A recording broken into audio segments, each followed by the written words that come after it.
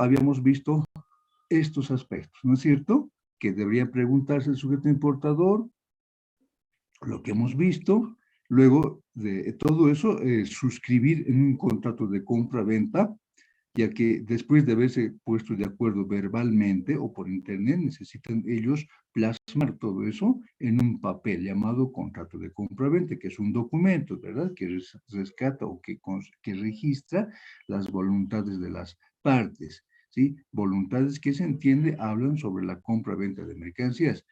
En ese contrato hemos visto que se plasman obligaciones, ¿verdad? Obligaciones tanto del comprador como del vendedor, entendiendo que las obligaciones del vendedor son, a su vez, son derechos del importador.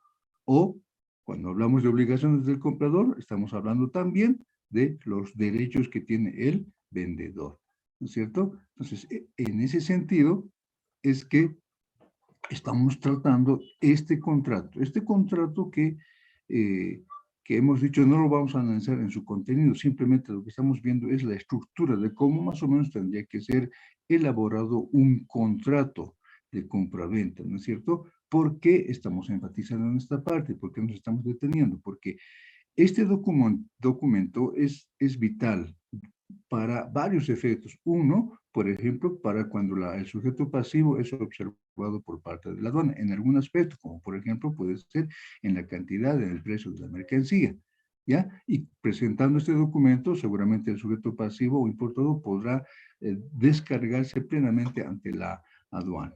Por otro lado, cuando la aduana ejerce alguna facultad de control posterior, por ejemplo, diferido una fiscalización posterior, igualmente le va a servir bastante, ¿ya? Ok, en ese sentido habíamos visto que este contrato da a conocer la posición de cada una de las partes, es decir, se identifican cada una de las partes. Hemos visto cómo se ha identificado el vendedor. Lo mismo sucede con la identificación del comprador, ¿sí? Indica de que es una empresa constituida de acuerdo con leyes mexicanas y que se dedica, entre otras actividades, a la comercialización e importación de los productos a que se refiere la declaración. Es decir, nuevamente el comprador se está identificando que es una empresa mexicana, nacida en base a leyes mexicanas, ¿no? Y que su giro se refiere a la comercialización e importación de mercancías. Esto es importante que conozcamos, es decir, que el comprador y vendedor y nosotros como asesores conozcamos cuál es el giro que tiene cada uno de estos dos actores principales. En esta ocasión el comprador tiene este giro importante como es dedicarse a la importación de mercancías, ¿verdad? Ok. Luego, ¿qué más dice? Que conoce las características y especificaciones de los productos, ¿sí? Miren, que conoce las características y especificaciones de los productos objeto del presente contrato. ¿Qué le está diciendo al vendedor? A ver, le está diciendo, señores, vendedor, les comento, o está dejando por escrito, ¿verdad? Que lo que me van a vender, ustedes ya conozco, yo he tocado, he pesado, he medido, etcétera, ya conozco de la calidad, etcétera, conozco de la mercancía. Por consiguiente, les está advirtiendo sutilmente de que cuidado me vayan a mandar gato por liebre. Sí, conozco la mercancía. Eso les está diciendo. Y es un dato muy importante. Que el señor Álvaro Bonilla es su legítimo representante. Igualmente da a conocer sobre quién, como es una empresa, ¿verdad? Está indicando acá quién es el que le está representando legalmente y que además ese señor Bonilla está facultado para suscribir este contrato de compra-venta, que al amparo de qué documento, seguramente al amparo de un poder, ¿no es cierto? Un poder que le ha dado la empresa para que lo represente al comprador y pueda ser autorizado ese representante en la suscripción de este contrato de compra-venta. Por otro lado, registra igualmente la dirección de esta empresa, ¿verdad? La dirección de dónde está ubicado, ¿verdad? En qué calle, etcétera, con especificidad. E indica además que ese lugar está siendo señalado para todos los efectos legales a que haya lugar, ¿no es cierto? Esto igualmente tiene relación. Si, por ejemplo, dentro de los derechos del sujeto vendedor es reclamarle por perjuicio, etcétera, al comprador, será seguramente porque el importador no ha cumplido con su obligación de pagar. Y ante esa situación, seguramente el sujeto comprador vendedor, perdón, ejercerá sus derechos al reclamo, etcétera, y lo hará seguramente mediante documentos, ¿verdad? Memoriales, no sé, lo que corresponda, y esos documentos tienen que hacer llegar al vendedor. ¿Ok? ¿Dónde va a hacer llegar? Precisamente a esta dirección que está mencionada. ¿Ya? Ok. Entonces ya se han conocido las dos partes, ¿verdad? Una vez conocidos, ¿qué están diciendo? Bueno, señores, como ya nos conocemos, declaran y manifiestan su voluntad. ¿Qué quiere decir? Que de ninguna manera el comprador le está obligando al vendedor a comprar la mercancía y tampoco el comprador le está obligando a vender la mercancía, sino que voluntariamente ellos están acordando suscribir todos los alcances de este contrato. ¿Ya? En ese sentido, entonces, perdón, ellos plasman las siguientes cláusulas del contrato. ¿Ya? Algunos dicen artículos en los contratos. Nosotros mencionamos cláusulas, ¿ya? Y son varias las cláusulas. De hecho, les había comentado que, por ejemplo, en los contratos de compra-venta de minerales, son en hojas, hablando en hojas, son más o menos 40 hojas, así, y que abarcan varias cláusulas, ¿ya? En esta ocasión simplemente son 12 o algo así de 14 cláusulas son las que tiene este contrato. Es un contrato que simplemente lo estamos viendo para conocer y entender sobre qué aspectos debería contemplar mínimamente todo contrato de compra-venta, ¿no es cierto? Ok, entonces las cláusulas con las que están de acuerdo y donde manifiestan su voluntad las partes, indica, por ejemplo, en la primera cláusula habla sobre el objeto del contrato, ¿ya? El objeto del contrato, es decir, ¿para qué están suscribiendo el contrato? Y aquí están diciendo que la vendedora y el comprador suscriben este contrato para vender, ¿sí? La mercancía y, por supuesto, para comprar la mercancía, ¿ok? Eso es lo más importante de esta cláusula, pero además se menciona sobre qué es lo que van a comprar y vender. ¿Sí? Eso quiere decir que están describiendo a la mercancía, ¿verdad? Y aquí tiene que entrar una descripción completa de lo que es la mercancía, ¿ya? Hay que ser cuidadosos en la redacción o revisión o lectura de este contrato respecto a qué tipo de producto es el que se está comercializando en esta ocasión. No es suficiente decir, estoy comprando televisores Sony, nada más. No, tengo que detallar Sony de cuántas pulgadas, de 80 pulgadas, triple sensor y todos los demás datos técnicos, ¿ya? A fin de que el que lea este contrato y lea esta primera cláusula entienda de qué tipo de mercancías se trata, ¿ya? Eso es importante. Luego, en la segunda cláusula hablarán seguramente sobre el precio de los incoterms, ¿verdad? ¿Cuánto cuesta esta mercancía? No sé, vamos a suponer 10,000 televisores, ok, cuesta $100,000. Eso tiene que estar escrito en una cláusula. ¿Dónde?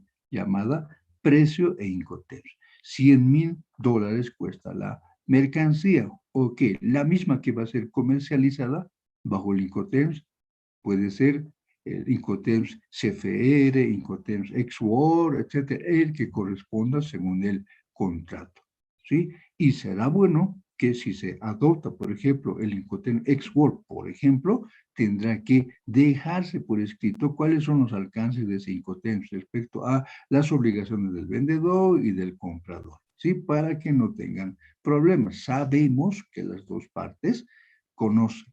¿Sí? Si bien el importador, en el caso boliviano, vamos a suponer que no conoce, pero el que le está asesorando sí conoce. No obstante de que conocen el importador como el exportador, será necesario, sin embargo, colocar los alcances de 5 temas. ¿Ya? Luego, la tercera cláusula habla sobre la forma de pago y los medios de pago. ¿Se acuerdan? ¿No es cierto? Hemos visto formas y medios de pago. Entonces, como ya tenemos el objeto de la operación, tenemos qué tipo de mercancía es, cuál es el precio, cuáles incoterms, tenemos que decir claramente en el contrato cómo vamos a pagar, cuál va a ser la forma de pago. Y también se tendrá que decir cuál será el medio de pago que se va a utilizar. ¿Sí? Si va a ser una forma de pago, ¿alguien recuerda las formas de pago? Ya. pagó antes del embarque, durante el embarque y después del embarque. Básicamente es una primera división, ¿verdad? Y luego tenemos como medios de pago si va a ser al contado, al crédito, con cheque, etcétera, ¿no es cierto? Todo eso tendrá que mencionarse. En esta ocasión, por ejemplo, como forma de pago, ¿sí? Está indicando el comprador, el comprador se obliga a pagar a la vendedora el precio pactado en la cláusula anterior, mediante carta de crédito documentaria confirmada e irrevocable y pagadera a la vista, contra entrega de los documentos siguientes. ¿Qué está sucediendo? Bien, aquí está diciendo el comprador se obliga a pagar a la vendedora. Ojo, cuando dice se obliga, no estamos indicando de que este señor le está obligando al comprador a pagar. No, no, simplemente que el comprador está reconociendo su obligación que tiene de pagar, ¿no es cierto?, por esa mercancía que está adquiriendo. ¿Verdad? Recuerden esto, ¿sí? Obligación del vendedor es enviar la mercancía básicamente y el del comprador es pagar, ¿sí? Ok, eso es lo que está diciendo el comprador en esta ocasión. ¿Sí? Forma de pago. El comprador se obliga a pagar al vendedor. Ok.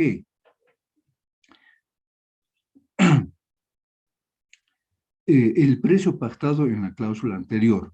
¿Mediante qué? Mediante carta de crédito. Entonces, ¿qué está dando a entender aquí el sujeto, las dos partes?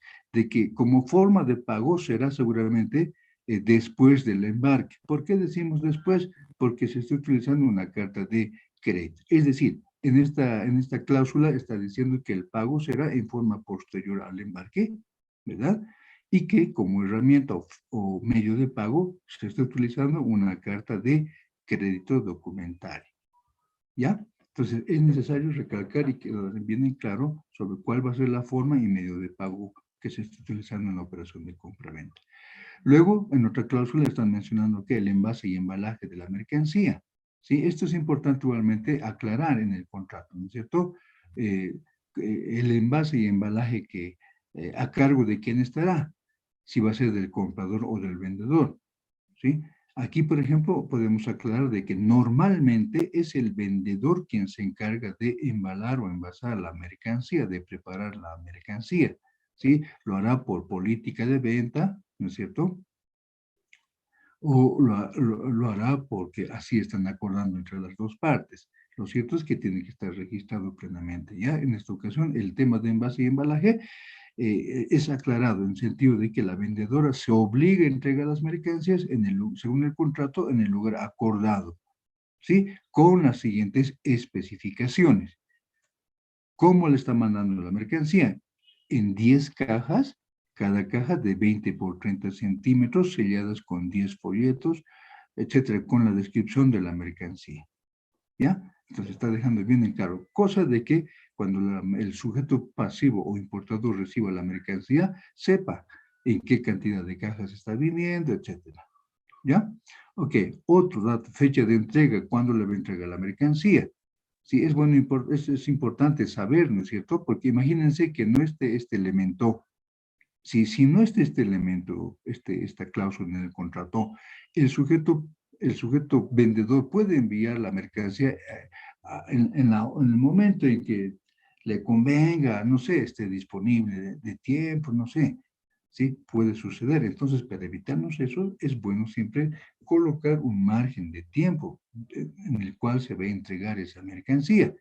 En esta ocasión, la fecha de entrega dan a conocer las dos personas este plazo, ¿sí?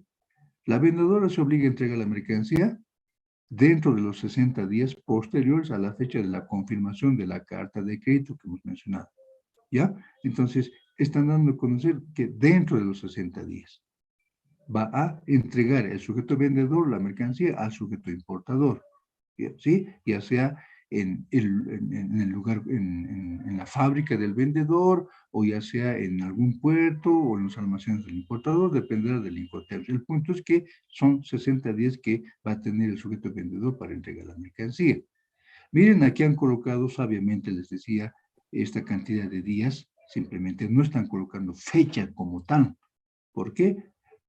Sencillamente porque muchas veces, sobre todo los importadores bolivianos, sufren, ¿no es cierto?, con el tema de los paros, etcétera, bloqueos que existen por parte de varias aduanas, en este caso las aduanas chilenas, ¿verdad? Son las que tienen un paro y eso afecta en el ingreso de la mercancía del territorio extranjero al territorio boliviano. Entonces, vamos a suponer que el sujeto vendedor, a ver, haya plasmado en un contrato de compra-venta en el sentido de que va a entregar la mercancía, qué sé yo, el 30 de noviembre, el 30 de septiembre de este año, ¿ya? Y justo el 20 de septiembre sucede un paro de parte de la aduana chilena o cualquier otra aduana. Y eso ¿qué va a generar? Va a generar perjuicio. ¿Por qué? Porque no va a dejar pasar, no va a dejar transitar la mercancía. De tal manera que el sujeto pasivo, no, vendedor, perdón, no va a poder cumplir con su obligación de entregar al 30 de septiembre. Y si no cumple, el sujeto pasivo puede reclamar, ¿verdad? Y más adelante vamos a ver las cláusulas que se utilizarían.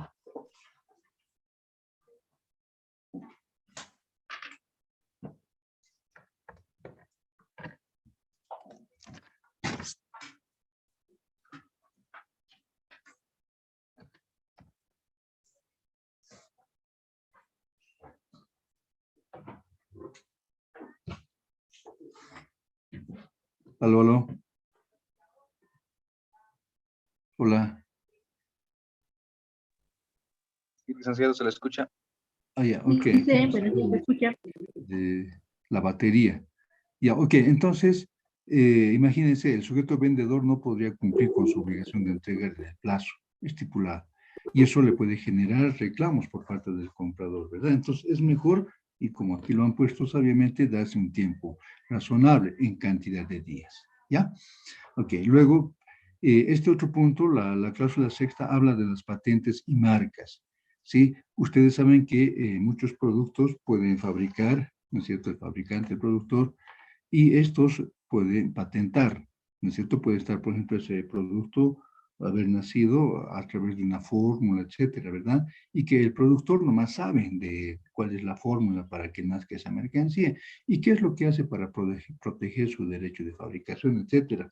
Lo que hace es patentar, registrar ante las instancias competentes, ¿sí? Como es en este caso el INPI, ¿no es cierto? El INPI. ¿Qué es el INPI? Es el Instituto Mexicano de Propiedad Industrial. Entonces, el vendedor está dando a conocer al comprador que esa mercancía que es objeto de compra-venta está registrado ante el INPI, ¿ya? Y que para comercializar la mercancía será necesario que por cada unidad de mercancía que quieran revender, me tienen que pagar a mí, por decirles, 30 centavos de dólar, ¿ya? Esos aspectos tienen que ser registrados en esta cláusula de corresponder, ¿no es cierto? Si yo soy productor, vendedor, comerciante de esa mercancía y la he patentado, seguramente diré que cualquier importador o comprador que adquiera mi mercancía, además de pagarme el precio de la mercancía, me tendrá que pagar también por patente 20, 30 centavos de dólar por cada unidad, por ejemplo. ¿Ya? Puede decir, y eso tendrá que estar registrado. ¿Sí? Ok. Nosotros en Bolivia tenemos alguna entidad que registre el tema de la propiedad intelectual. ¿Alguien recuerda? Sí, licenciado, el CENAPI. Muy bien. ¿Cuál es su nombre, por favor? Vladimir Quispe Santalla. Gracias, Vladimir. Ok. Tenemos el CENAPI, ¿verdad? Entonces, el CENAPI se encarga de registrar, de hacer las averiguaciones por parte de, por sí mismo ante denuncias que pueda haber respecto a comercialización de productos truchos o falsificados, ¿verdad? Ok, otro elemento habla sobre la vigencia del contrato, ¿sí?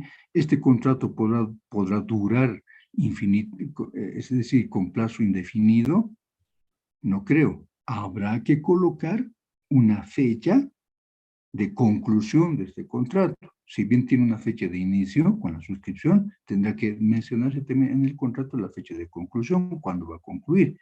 ¿Sí? Y aquí, por ejemplo, nuevamente, no es razonable colocar una fecha tope, ¿sí? Decir, va a concluir este contrato de compra-venta para todos sus efectos, que sé yo, al 31 de diciembre de 2022. No, porque pueden haber aspectos que van a generar incumplimiento a cualquiera de las partes. Entonces, es mejor colocar como aquí han colocado sabiamente, ¿no? Dice, Ambas partes convienen que una vez que la vendedora haya entregado la totalidad de la mercancía convenida en la cláusula primera y el comprador haya cumplido plenamente con todas y cada una de las cláusulas estipuladas en el presente contrato, operará automáticamente su terminación. ¿Sí? Entonces, ¿qué están diciendo, señores? Una vez que el vendedor haya cumplido con todo, es decir, me ha entregado toda la mercancía pactada, y el sujeto comprador ha pagado todo el valor de la mercancía, entonces recién este contrato va a concluir automáticamente, ¿ya? Luego, rescisión por incumplimiento. Ok, a partir de esta cláusula para adelante, el resto de cláusulas que vamos a ver, ¿sí? El resto de cláusulas que vamos a ver, son cláusulas previsoras, son cláusulas que las dos partes, ¿sí? Están acordando, ¿sí? No es que ellos quieran llegar a estas cláusulas que vamos a ver, sino que están previendo. Puede darse una situación de incumplimiento, de insolvencia, de posesión de derechos, arbitraje, etcétera. Entonces, ellos necesitan dejar por escrito en el contrato sobre cómo es que tendrían que salir de un problema de insolvencia o rescisión, por ejemplo, ¿sí? ¿Qué pasos tendrían que dar para salir de ese problema? ¿Sí? No es que quieran llegar a ese problema, sino están previendo. Entonces, para tener bien en clara la figura, las dos partes están dejando en cada cláusula las razones por las cuales podrían ingresar y cómo podrían salir de ese problema. ¿Ya? Entonces, una sería la rescisión por incumplimiento, es decir, en qué casos el sujeto vendedor y comprador van a rescindir de este contrato, van a dejar sin efecto este contrato, aunque sea temporalmente. Eso tendrán que dejar bien en claro. Por ejemplo, una de las razones por las cuales el vendedor podría dejar sin efecto este contrato temporalmente sería porque de pronto él se ha comprometido a entregar la mercancía, por decirse, en 60 días. ¿Por qué lo ha hecho? Porque sabe el comprador y el vendedor de que de los 10,000 televisores que ha pedido, solamente tiene 6,000 televisores en sus almacenes, el proveedor, y los 4,000 televisores, ¿sí? Está en proceso de producción, motivo por el cual le va a entregar en 60 días. Ya, eso ha sido acordado por el comprador también, aceptado por el comprador, pero resulta que en el proceso de producción sufre un siniestro, la fábrica del vendedor, ¿sí? Ha explotado, se ha quemado, o no tiene el material, la materia prima, etcétera, etcétera. Motivo por el cual el sujeto de vendedor se va a ver obligado en no cumplir pues con esta situación de entregar la mercancía y consiguientemente a fin de no generar conflictos, etcétera, el sujeto vendedor le dirá, tengo este problema y no voy a poder cumplir. Y dirá, bueno, el contrato entonces dejamos sin efecto hasta que yo cumpla, ¿no? O hasta que el sujeto importador cumpla con su obligación, como por ejemplo cuando el sujeto pasivo, a raíz de las acciones que ejerce el Estado, en este caso vamos a suponer el Servicio de Impuestos Nacionales o la Aduana Nacional ejerza una acción de cobro de algunas deudas tributarias que tenga el sujeto pasivo por anteriores importaciones y este sujeto pasivo no ha pagado, entonces lo que tiene la aduana como derecho es pedir, entre otras medidas, el congelamiento de cuentas, por ejemplo, a través de la ASFI, ¿ya? Puede pedir el congelamiento de cuentas, es decir, el importador que tiene cuentas en varios bancos no va a poder disponer fácilmente, ¿ya? No va a poder sacar dinero de ahí. Entonces, si no va a poder disponer de su dinero el importador, no va a poder cumplir con el pago correspondiente. Ese extremo igualmente tendrá que ser puesto en conocimiento del sujeto vendedor, ¿ya? Entonces, a eso se refiere con la rescisión por incumplimiento, ¿sí? No te voy a cumplir si es que se presentan estas razones o si se presentan estas razones, tendré que notificarte y hasta que se solucione el problema, etc. ¿Ya? Lo mismo, este punto está relacionado con la insolvencia, ¿sí? Que pueda haber de parte de uno de ellos. Subsistencia de obligaciones. ¿A qué se refiere? Igual, tiene relación con esto, ¿no? Que si tenemos el problema como comprador y vendedor, entonces nosotros lo que vamos a hacer es ponernos en conocimiento, ¿sí? Y ver la forma como solucionar este problema. De ese aspecto, también colocar en conocimiento del sujeto vendedor o comprador, ¿a fin de qué? A fin de que no se perjudiquen y que después esté siendo visto por cada uno de ellos como incumplimiento. Y si hay incumplimiento, va a haber controversia y va a tener que reclamarse uno al otro y demás. Mejor dejar en claro, ¿no es cierto? Que si subsisten los problemas, etcétera, eso tendremos que dejar bien en claro. Luego, otro, cesión de derechos y obligaciones, por ejemplo. Y aquí están diciendo las dos partes que ninguna de las dos partes podrá ceder o transferir total o parcialmente los derechos ni las obligaciones derivadas de este contrato. ¿Qué está diciendo? Señor comprador y vendedor, o el vendedor le dirá al comprador, señor, solamente con usted me tengo que entender en esta transacción, con nadie más. O el comprador al vendedor, con usted, con nadie más. ¿Qué quiere decir? que, ni, que quiere decir que tendrá que tomarse en cuenta el tema de la cesión de derechos y obligaciones, como lo dice la cláusula de este contrato, donde indican que nadie, ni el vendedor o comprador, puede transferir los derechos y obligaciones que se están reconociendo en este contrato. ¿Sí? Tú eres mi vendedor, yo soy tu comprador y solo contigo. Tú como comprador o importador no puedes revender la mercancía, eso lo está diciendo. ¿Ya? Luego, igual, el límite de la responsabilidad contractual, la legislación aplicable. ¿Qué normativa se va a aplicar en esta operación de compra-venta?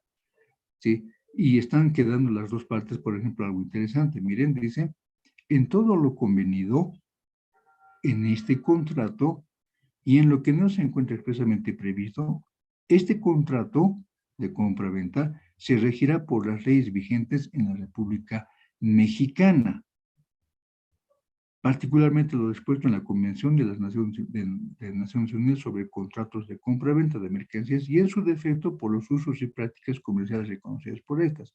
¿Qué está diciéndole el comprador al vendedor? Señores, vendedor, miren, todos los alcances de este contrato se va a regir en base a la normativa mexicana, en base a normativa de mi país, en mi calidad de importador. Eso le está diciendo, ¿no es cierto? ¿Por qué decimos eso? Porque el importador es precisamente mexicano, si es que mal nos recordamos. A ver, el comprador es mexicano. Entonces, efectivamente, el comprador lo está diciendo, señores, los alcances de este contrato van a ser regidos en base a la normativa mexicana. ¿Ya? Eso lo está diciendo. Y conviene que sea de esa manera, ¿no es cierto? Porque en el supuesto caso de que el mexicano o el boliviano tenga problemas con el vendedor respecto al incumplimiento de alguna de las cláusulas, entonces el comprador podrá acudir directamente a apertura algún proceso en contra de su vendedor y ese proceso va a ser resuelto en el territorio nacional. Y eso le conviene al sujeto pasivo, ¿no es cierto? Porque agarrará su cuerpo de abogados, etcétera, etcétera, y esos señores tratarán ese caso aquí en Bolivia, en tanto que el proveedor o vendedor tendrá que venir a Bolivia, ¿no es cierto?, a aclarar las cosas, o mandar o contratar algún cuerpo de abogados en Bolivia, y eso va a significar tiempo y sobre todo costo, ¿no es cierto? Entonces, una de las razones será que precisamente en el país del importador perdón, que en base a la normativa del país importador se ha regido este contrato de compra-venta, ¿ya? Luego tenemos otro llamado arbitraje, ¿sí? ¿Cuándo sucederá el arbitraje? ¿Cuándo existirán los árbitros?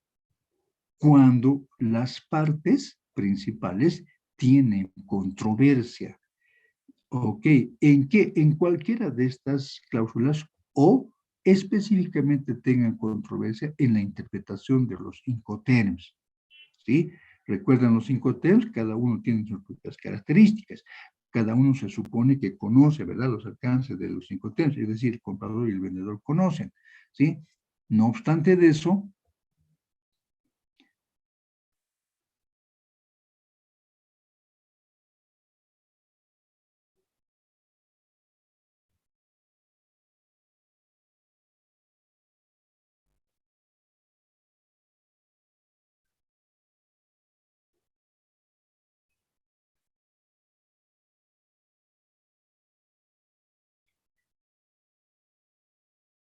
Muy bien. No obstante de eso, pueden interpretar incorrectamente sus alcances. Sí, para el importador, el Incoterm Export indica tal cosa, para el exportador tal cosa, y no se han entendido. O cualquier otro Incoterm, SIF, SIP, etcétera, utilizan y no se entienden. Han interpretado mal. ¿O qué? ¿Qué están diciendo los dos? Que en el caso de que eso suceda realmente, ¿qué es lo que vamos a hacer? ¿Cómo vamos a salir de ese tema de la malinterpretación o controversia que tenemos por la mala interpretación del Incoterms? Lo que van a hacer es acudir, ¿sí? ¿A dónde? A una instancia, a un árbitro, en este caso a una instancia que tiene bastante competencia en el tema, como es la Cámara de Comercio Internacional, ¿sí? La Cámara de Comercio Internacional, ¿qué herramientas ha emitido para el comercio internacional, jóvenes? ¿Alguien recuerda? Hola.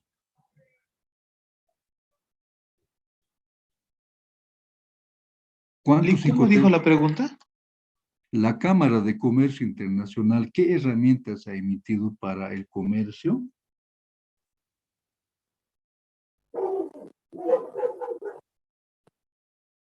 Ok, ¿alguien recuerda la cantidad de Incoterms que tenemos?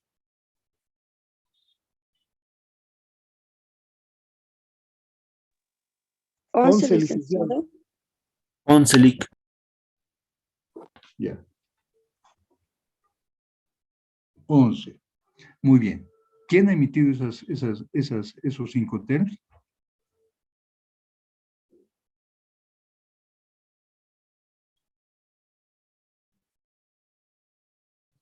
Aló, Eric.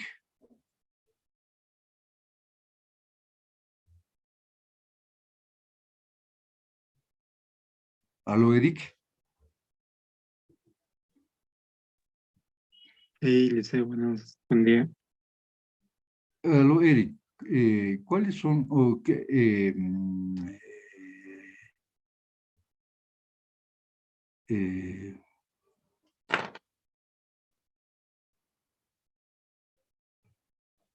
se me fue la pregunta. Aquí tengo dos Eric, Eric Sam y Eric Flores. ¿Quién está hablando? Eric Flores, licenciado. Ya, Eric ¿A mí me Flores. preguntó? Sí. Sí, ¿cuál es su respuesta? 11 convenios tenemos. 11 Incoterms. ¿Quién ha emitido los Incoterms? Ahora, Eric Sam Vargas.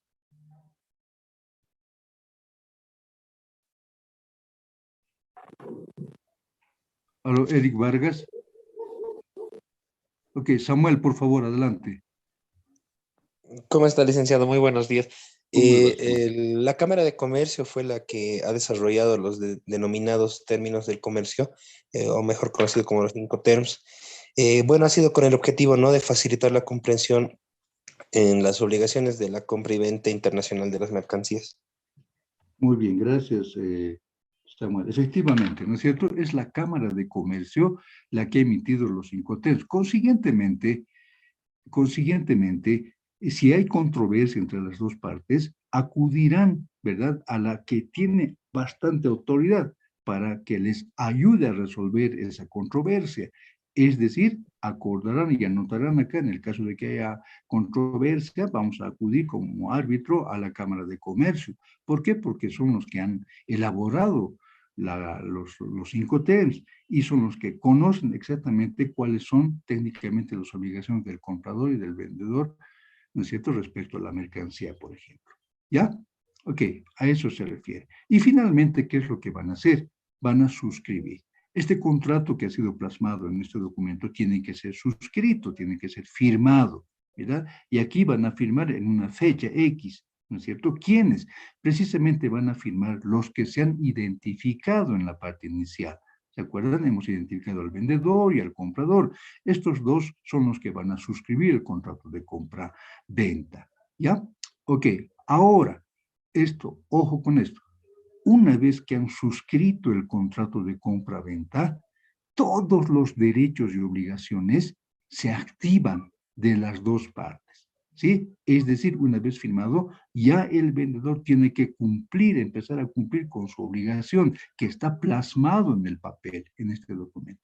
Lo propio con el comprador, ¿sí? Tiene que cumplir con su obligación. Si de pronto han quedado en un pago anticipado, tendrá que cumplir. Si ha sido un pago por ser, tendrá que estar tramitando ya, etcétera. Lo mismo que el vendedor. Si él se ha cumplido en entregar la mercancía bajo el Incoterms Export, tendrá que preparar adecuadamente la mercancía y enseguida vamos a ver en qué consiste esa preparación. ¿Ya? Ok, eso es bien importante entender y así también lo entiende por si acaso la entidad que ejerce control sobre las operaciones de importación, como es la aduana. ¿Ya? Ok.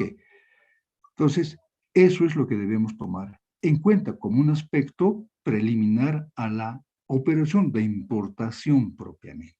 ¿Ya? Suscribir. Hemos dicho que este documento debemos labrar con todo cuidado, debemos leer con todo cuidado y sobre todo revisar con todo cuidado.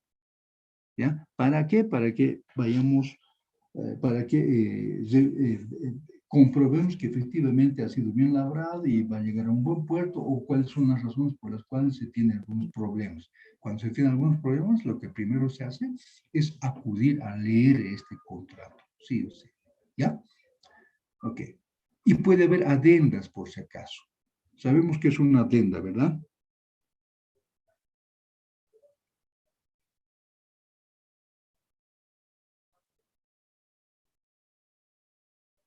Bien, una adenda es una corrección o una ampliación. Vamos a suponer que se ha firmado este contrato, ¿verdad? Tin, tin, tin, todo firmado, listo, cada uno tiene su original correspondiente, el vendedor y el comprador.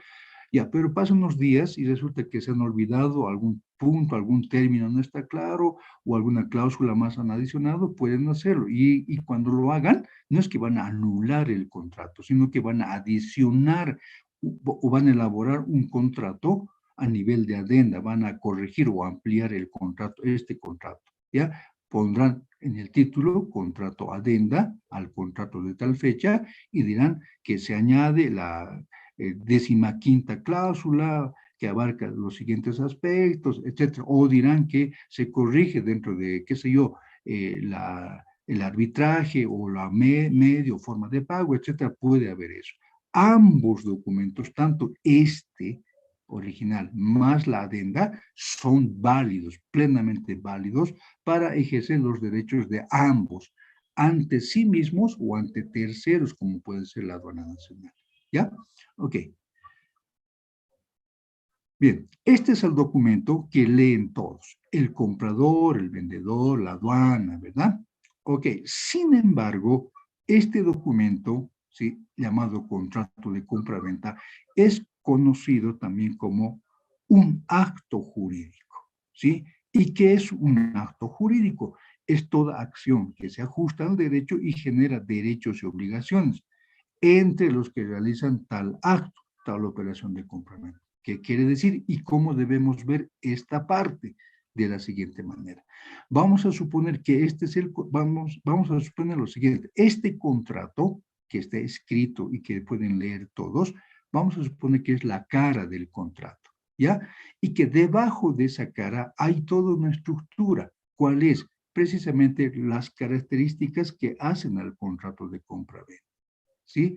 Entiéndase de esa manera al contrato de compra-venta considerado como un acto jurídico, sabiendo que el acto jurídico es toda acción, ¿sí?, que se ajusta al derecho, es decir, toda acción que se ajusta al derecho. ¿Qué quiere decir? Por ejemplo, que esta operación de compra-venta es una acción lícita. ¿Por qué? Porque está dando a conocer la voluntad de las partes y además están hablando de comprar y vender una mercancía que es plenamente lícita en el país del vendedor o del comprador. ¿Ya? Okay. Luego dice, y que esa acción de compra-venta está generando derechos y obligaciones. Es cierto, ¿verdad? Hay derechos y obligaciones, como hemos visto, para ambas partes, ¿sí? ¿Para quiénes? Precisamente para los que realizan el acto. ¿Quiénes son? Vendedor y comprador, ambas partes. ¿Ya? Entonces debemos ver al contrato de compra-venta como acto jurídico como el interior de este contrato. ¿Ya? Y ese interior o esa estructura que está dentro del contrato tiene estas características. En otras palabras, ese acto jurídico, llamado contrato de compra-venta, tiene estas características. ¿Cuáles son? La voluntad, capacidad, objeto, causa, solemnidad. ¿Cuándo habrá voluntad? ¿O cómo podemos verificar la existencia de la voluntad en el contrato? Cuando ambos, vendedor y comprador, han firmado libremente el contrato, como hemos visto. ¿No es cierto? ¿Qué quiere decir? Que ni el vendedor ha obligado al comprador, ni el comprador al vendedor. ¿Sí? En simples palabras, ese es el alcance que tiene esta característica del acto jurídico llamado voluntad. La otra es la capacidad. ¿Y en qué consiste? En la aptitud legal, ¿sí? De contraer obligaciones, de reconocer derechos y contraer obligaciones, ¿verdad? Entonces, da a conocer que este contrato de compra-venta ha sido suscrito por personas, ¿sí? Es decir, por el vendedor y el comprador, que se entiende tienen la capacidad jurídica, ¿sí? O la aptitud legal, ¿sí? De adquirir derechos y contraer obligaciones. En nuestra norma, el artículo 144 de la Constitución nos da a conocer sobre la mayoría de edad. A partir de la mayoría de edad se tiene la aptitud legal en nuestro medio para suscribir contratos, ¿sí? A partir de los 18 años. Aspecto también que es reconocido por el Código Civil, ¿sí? El Código Civil en el artículo 4, por ejemplo, nos da a conocer precisamente esos alcances, ¿ya? Que las personas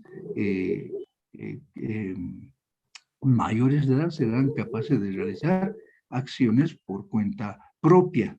Esa es la redacción más o menos que tiene el Código Civil en el artículo 4. ¿Ya? Entonces, en ese sentido, la capacidad es un elemento muy importante dentro del contrato de compra-venta. ¿Sí? Ok. Aquí vamos a dar un ejemplo. Digamos, Juan Pérez tiene 20 años, boliviano. ¿Este señor puede suscribir un contrato de compra-venta?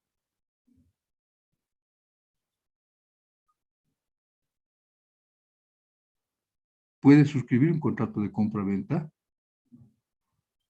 Juan Pérez, que tiene 20 años. Sí, licenciado. Puede, ¿verdad? Plenamente. Me van a pasar sus participaciones ya, al final, por favor. Puede, efectivamente. ¿Por qué? Porque cumple con esa condición de ser mayor de edad. Es apto legalmente para suscribir ese contrato, es decir, para contraer obligaciones, reconocer derechos, etcétera, ¿no es cierto? Ya. Ahora, otra pregunta. Vamos a suponer que Lucas Jaime tiene 40 años. ¿Sí?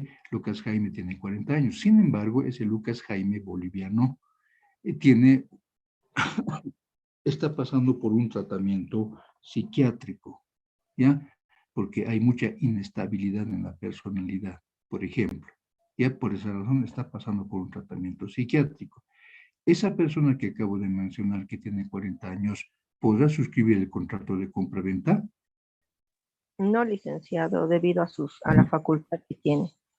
Correcto, debido a esa limitación temporal que tiene, ¿no es cierto? Mientras esté con ese tratamiento, mientras no supere esa inestabilidad, no podría estar en condiciones de suscribir este contrato. Consiguientemente, no sería apto legalmente, ¿verdad? Sin embargo, puede hacerlo a través de un tutor, de una persona que hable por este señor de 40 años, ¿verdad? Entonces, miren lo importante que es tomar en cuenta la capacidad dentro del contrato de compra-venta. Además, ¿por qué es importante?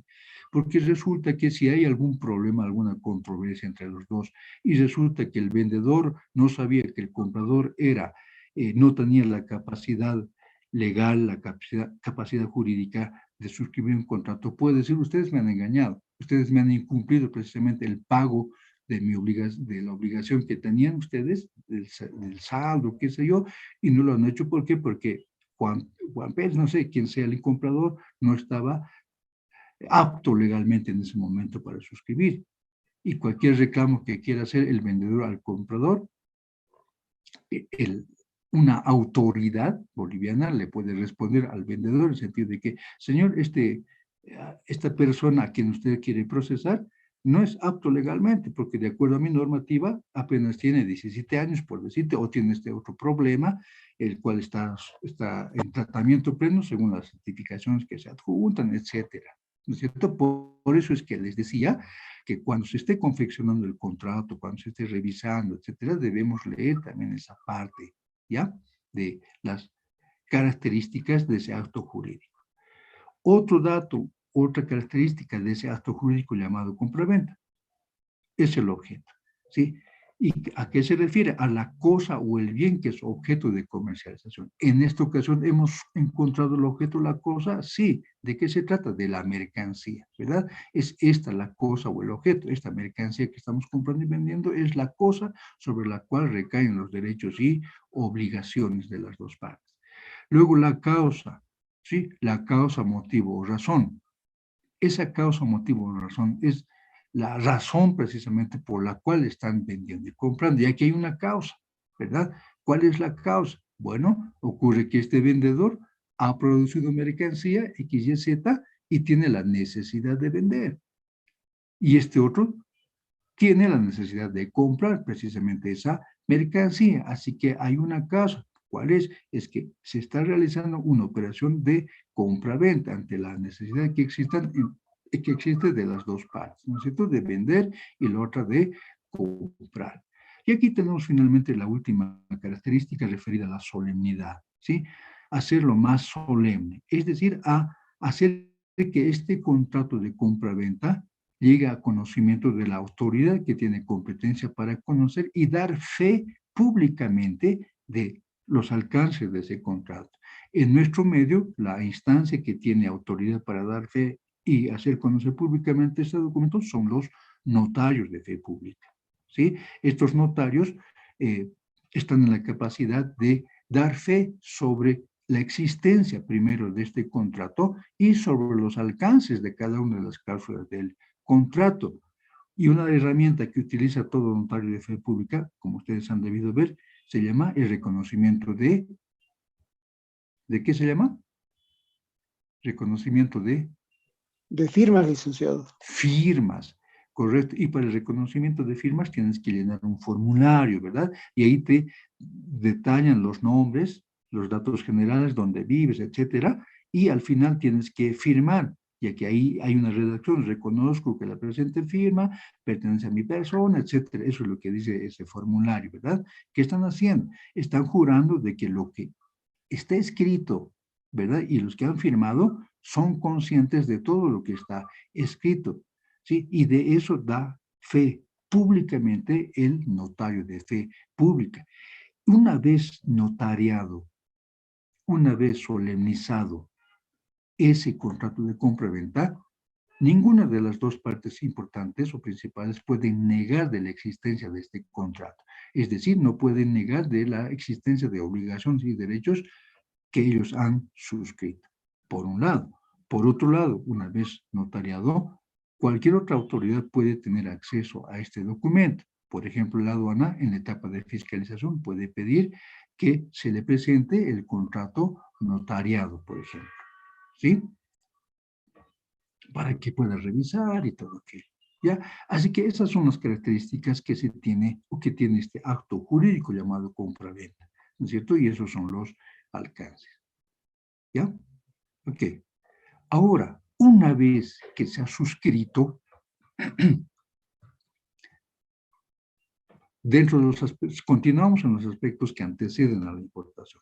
Se tiene que preguntar, se tiene que suscribir el contrato de compra-venta con todas las aclaraciones que hemos hecho. Ok, una vez suscrito, hemos dicho, se activan los derechos y obligaciones, ¿verdad?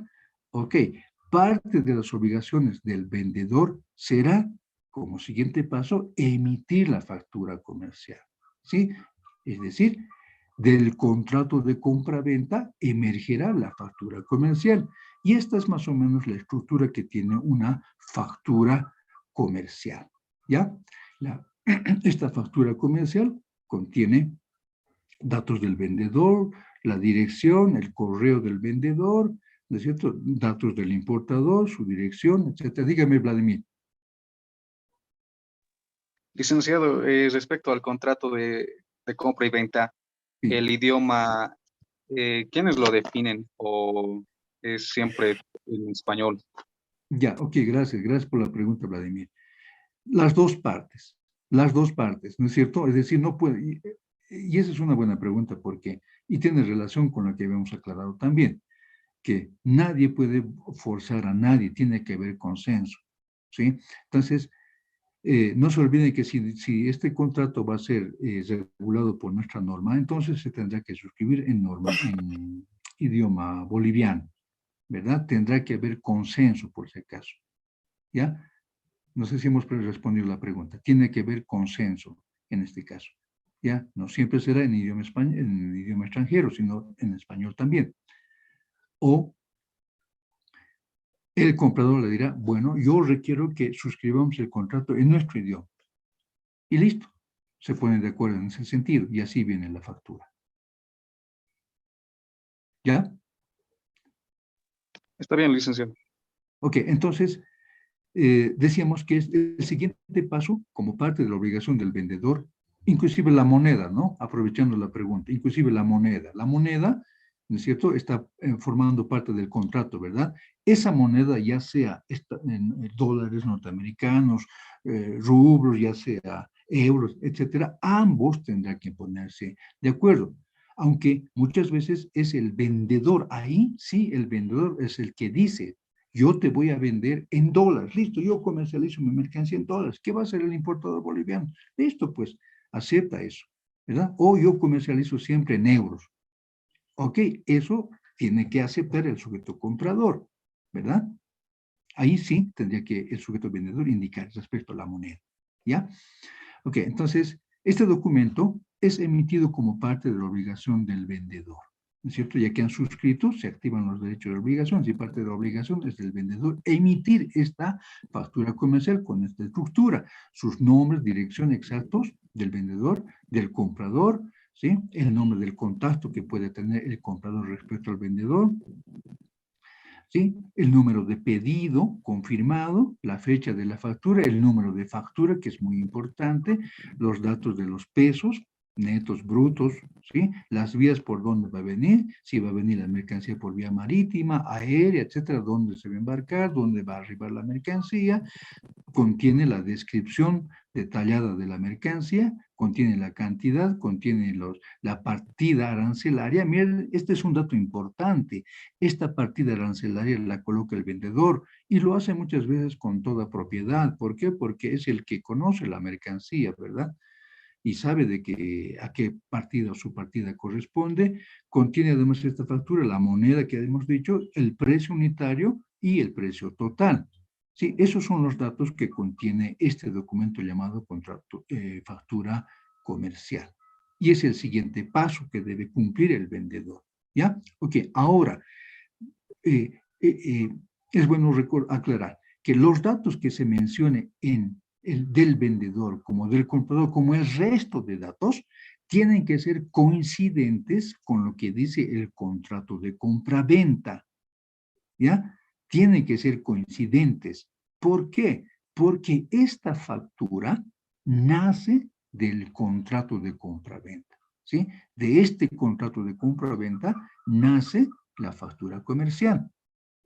Por esa razón es que tienen que coincidir los datos que van a reflejarse en la factura comercial, a efectos de no tener problemas más adelante con el tema aduanero. ¿Sí? Quisiera que vayan, por favor, al 111 del reglamento, a la ley, y lean el primer párrafo y el inciso A.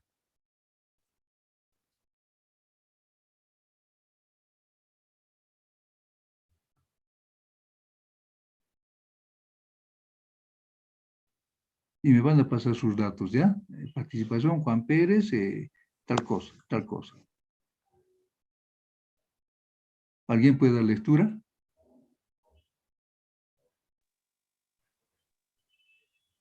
Documento de soporte de la declaración de mercancías, licenciado. Sí, correcto, por favor. Lea el párrafo introductorio y el inciso A. El declarante está obligado a obtener, antes de la presentación de la declaración de mercancías, los siguientes documentos que deberá poner a disposición de la administración aduanera, cuando ésta así lo requiera. A. Factura comercial o documento equivalente, según corresponda en original. Ok, gracias. ¿Me pasa su dato ya? Por favor, al final. Entonces, ahí qué estamos leyendo, que el sujeto declarante tiene que presentar a la aduana la factura comercial, esta factura comercial, o el documento equivalente. Si nuestra norma está diciendo que presentemos este documento, inicialmente en original, si no se tiene este documento por alguna extraña razón, podemos presentar el documento equivalente. ¿Y cuál será el documento equivalente? Precisamente como documento equivalente será el contrato de compra-venta. ¿Por qué será el documento equivalente? Porque de este contrato emergen los datos consignados en la factura comercial. ¿Ya? Entonces, recuerden eso que es muy importante.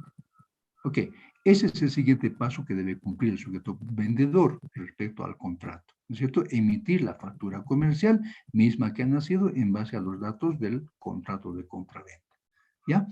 Ok, no se preocupen, de todo esto lo vamos a ver inclusive con más detalle con ejemplos, ¿sí? En los ejercicios y todo aquello. Y el siguiente paso, ¿cuál va a ser? Una vez emitida la factura, el sujeto vendedor lo que tiene que hacer es preparar la mercancía, ¿sí? Y decimos, como siguiente paso, posterior a la suscripción del contrato, el vendedor debe cumplir con las siguientes actividades muy importantes, ya sea según al contrato suscrito o ya sea conforme a políticas de venta. ¿Qué es lo que tiene que hacer? Tiene que preparar la mercancía. ¿Y en qué consiste la preparación de la mercancía? Ese es el término que se utiliza en materia logística de comercio internacional.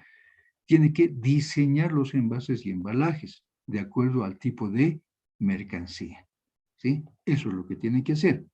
Diseñar los envases y embalajes de acuerdo al tipo de mercancía. Ahora, ¿será que después de haber suscrito el contrato de compra-venta, el proveedor recién va a diseñar los envases y embalajes? ¿Será que es así? ¿O tendrá que hacerlo antes?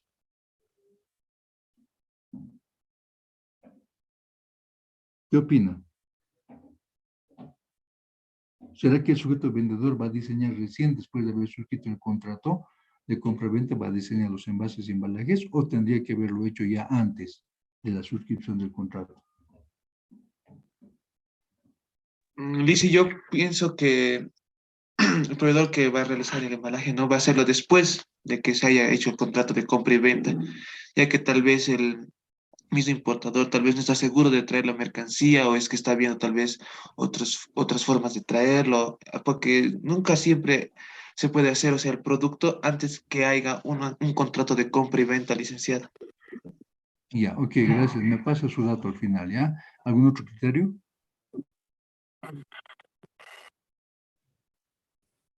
Sí, yo, licenciado, opino que igual es después del contrato.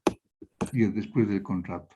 Ya, ocurre que efectivamente puede darse después del contrato cuando el sujeto comprador le dice, miren, quiero que en el producto, en la etiqueta, venga con estos datos y diga, esta mercancía es importada por empresa Juan Pérez y compañía, que diga eso en la etiqueta, por ejemplo. Puede ser de que en esos casos, sí, recién el sujeto pasivo, el sujeto proveedor, envase la mercancía o prepare la mercancía de esa manera, después de la suscripción del contrato de compra-venta.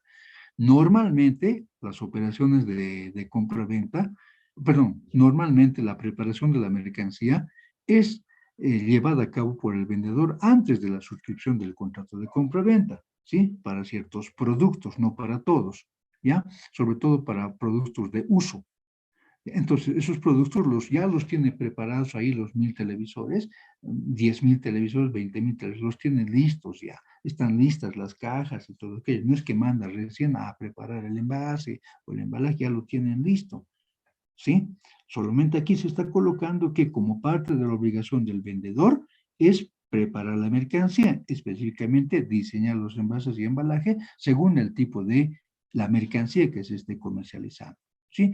Respecto al caso que ustedes acaban de responder, se da también, y eso cuando será después de la suscripción del contrato, ya que en el contrato pueden decir las dos partes, ahí anotado en el contrato, de que vayan las etiquetas con los nombres del importador, con la dirección del importador, por ejemplo. ¿Para qué? Para que el importador tenga mucho más presencia en el mercado nacional durante su operación de reventa, ¿no es cierto? Solo en esos casos. En los otros, normalmente el proveedor es el que ya tiene todo listo, por si acaso. ¿Ya? Aquí estamos viendo como parte de las obligaciones del vendedor el diseño y preparación de envases y embalajes. Luego, tiene que acondicionar la mercancía en mercancías resistentes, conforme a dimensiones de la mercancía, sin dejar espacios vacíos. Miren, este dato es tan lógico y tan necesario tener bien en claro, ¿no es cierto? De que esa mercancía tiene que ser acondicionada. Y ese acondicionamiento forma parte de la obligación del vendedor. ¿Cómo va a condicionar la mercancía? Por supuesto, utilizando el material resistente según el tipo de mercancía, ¿verdad? Para los televisores, del ejemplo, tendrá que utilizar cartones. ¿Qué tipo de cartón? Los resistentes, los que conocemos, ¿verdad? Porque con esos cartones va a llegar al territorio nacional, esos televisores. Pero además vendrá seguramente dentro de los cartones el material, como hemos visto, ¿no es cierto? El producto, el televisor envuelto en bolsa, va a tener los accesorios y va a tener también ¿cómo se llama? El plastofor que hemos visto para que esa mercancía no se friccione y genere daños innecesarios, ¿verdad? Según el tamaño, etc. Así que esta otra tarea de acondicionar está a cargo del exportador, ¿sí? Luego tendrá que marcar la mercancía, que equivale a decir colocar estos símbolos pictográficos, ¿no es cierto? Estos símbolos que van a servir para proteger la mercancía por un lado y va a servir para orientar sobre cómo tienen que manejar la mercancía, ¿verdad? No se olviden que esa mercancía que es objeto de compra-venta va a ser manejada, va a ser manipulada por varias instancias. Uno, por el mismo proveedor. Dos, por el que va a embarcar, por la persona que va a embarcar. Tres, por los transportistas que van a manipular en algún momento, ¿no es cierto? Luego, durante el desembarque, etcétera. Así que todas esas personas que van a manejar la mercancía necesitan conocer de estos pictogramas. Pictogramas que nos ayudan para entender claramente de que se utilizan estas señales a fin de proteger la mercancía, como estamos viendo acá.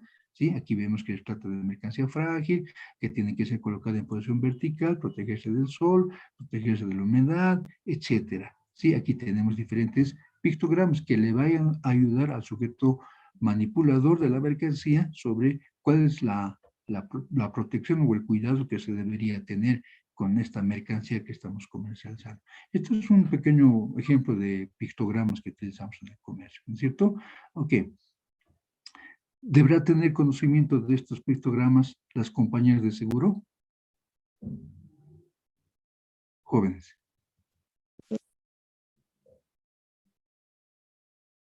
También, ¿verdad? También. ¿No es cierto? Porque en el caso de que suceda un siniestro y durante la investigación técnica de parte de la compañía de seguros, puede que esta mercancía haya estado de cabeza, o está expuesta en el sol, o está expuesta a la lluvia, etcétera, y eso puede ser motivo de no indemnización de la empresa aseguradora al asegurado. ¿Por qué? Porque ha habido incorrecta manipulación de la mercancía, no se ha leído correctamente los pictogramas de protección de la mercancía, lo cual ha generado un daño a la mercancía. Así que, como no han manipulado correctamente, yo, como compañía de seguros, puedo indemnizarte una cierta parte, no sé, depende del contrato del seguro, o no indemnizar nada, porque ha habido una mala manipulación.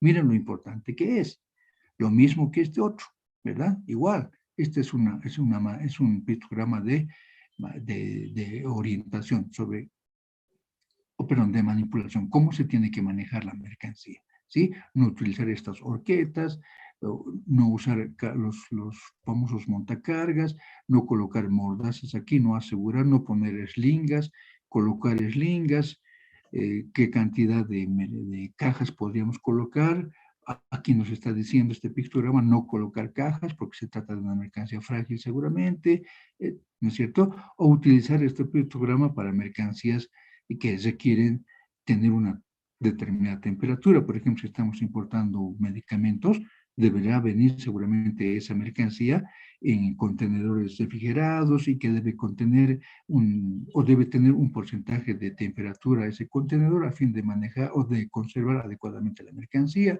etc. Así que una siguiente obligación del vendedor es colocar en la mercancía que es objeto de compra-venta estos pictogramas. Pictogramas que van a servir bastante a quien va a manipular la mercancía, ¿sí? Porque este señor, ¿sí? Este señor puede ser el asegurador, el transportista, la misma aduana puede ser. Este señor no sabe de lo que físicamente se encuentra acá, pero sí va a entender fácilmente de qué tipo de mercancía es leyendo estos pictogramas, ¿sí? Si es frágil, cómo debe manipular, etcétera. ¿Ya? Entonces, es muy importante. Por ejemplo, cuando la mercancía llega al territorio nacional, esa mercancía va a ser depositada en los almacenes aduaneros y la aduana tendrá que saber manipular esta mercancía de la manera correcta, ¿sí? Porque si está manipulando esta, ¿sí?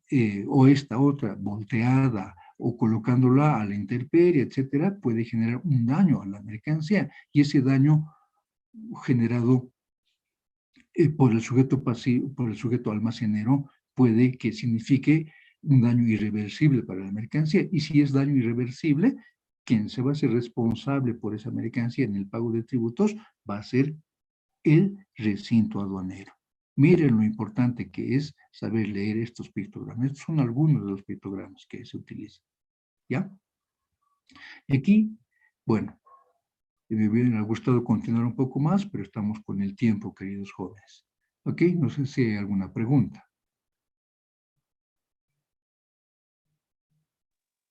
Bien, en ese caso, aquí quedamos, queridos jóvenes. Nos veríamos la siguiente clase.